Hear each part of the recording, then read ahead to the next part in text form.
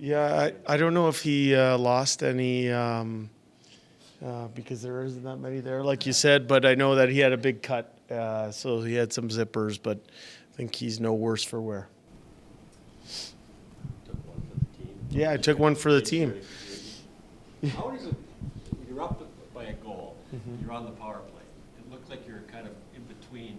We want to score a goal, but we really want to defend, because you had two defensemen. How does a coach look at that? Yeah, I think in that situation, the most important thing is to try and secure the win.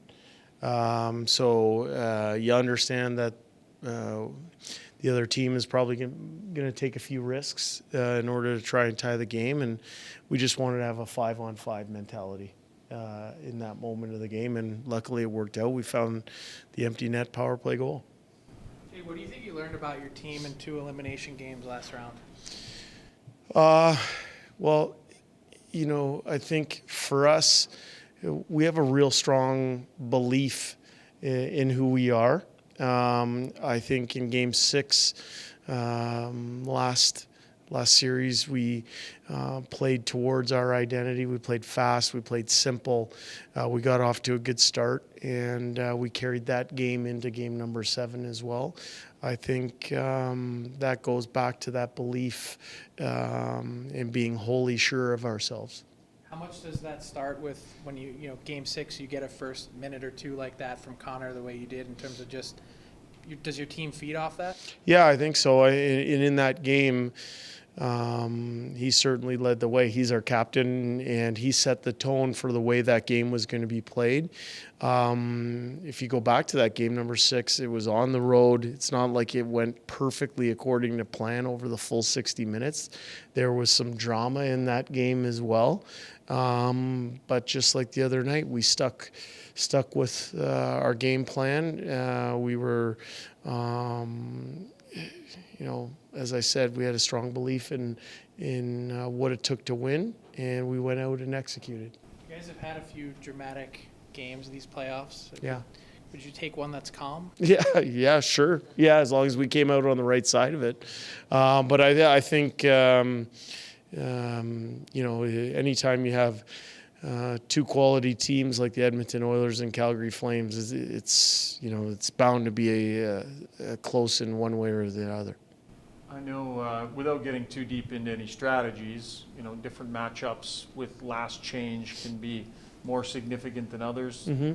How would you characterize home ice advantage and last change, and if it's had an effect on the play here? Well, I think for me as a coach, I just try to make sure we have the right people on the ice at the right time. And, you know, there's things you can do when you're at home, and then there's things you can do when you're on the road. And we're comfortable with all the players at our disposal. We think we're getting good minutes and good contributions up and down the lineup. And tomorrow we're going to remain light on our feet and be flexible and make sure as a coaching staff we're using our eyes and processing the game the right way so that we can make any adjustments that needed to be made. So when you have Yeah. when you have a third pairing, well, whatever pairing you want to call it, Yeah. Kulak and Barry doing what Because it was kind of evenly distributed yeah, yesterday. Yeah, so I guess Yeah. my point is when you have 3 usable pairings like that, how much easier does it make up in the matchup world?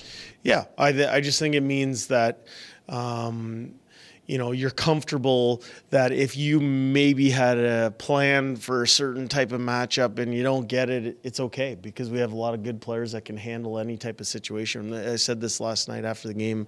You know, we have a genuine faith and belief and trust in our players.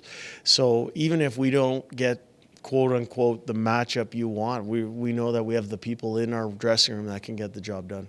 So if you watched the Smith goal over and over and over again, were you able to find the puck? You know what? I thought the best angle was the back angle view. Yeah, no, from it was actually from behind the Calgary side. Yeah. And that's the only time that I could pick the puck out. So it was just one of those unique plays that happen, and sometimes it happens in this time of year.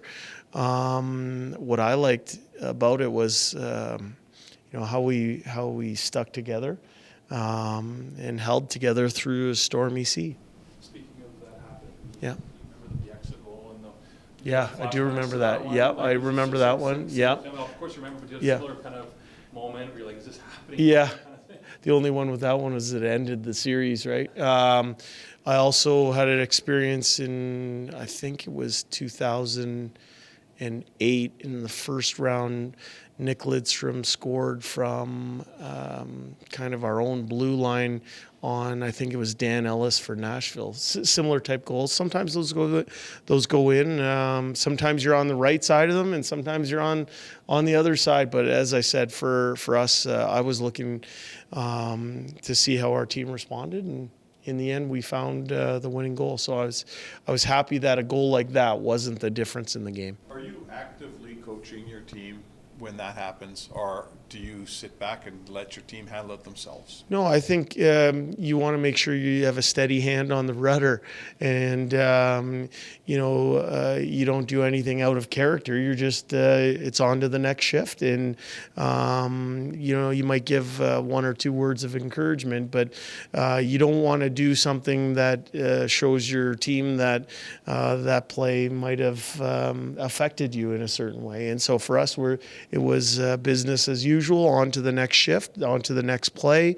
And as I said, on our bench, there was calm and composure, and it was just like, all right, let's get back to it. And we knew that if we stuck to our game plan, that would give us a chance to win. And in the end, we found a goal with a few minutes left. I think back to game 1 of the last series, and Mike Smith sat there after the game and said, yep, I screwed that one up and it cost us the game. And he seemed to just be ready to move on.